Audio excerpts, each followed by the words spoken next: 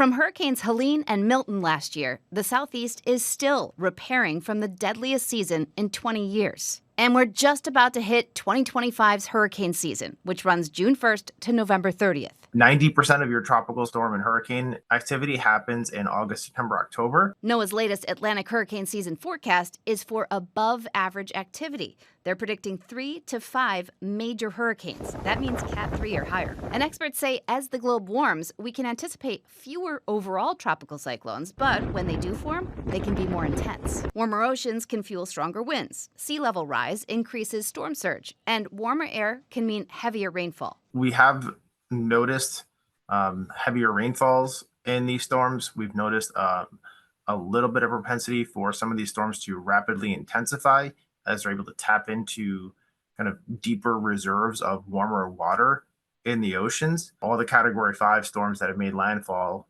in the last decade have been tropical storms 5 days prior or even less. So it's a very short time until you have a huge event at your doorstep. NOAA says if you live in or you're visiting hurricane-prone regions, keep yourself safe by knowing your risk. And remember, it doesn't mean folks only at the coast. Within the last decade, more people have died from inland freshwater flooding in hurricanes than the storm surge. If you're close to the coast, it's the surge, potentially rip currents, and high winds.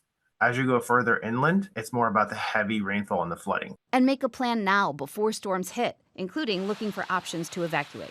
With this Climate Minute, I'm Ginger Z.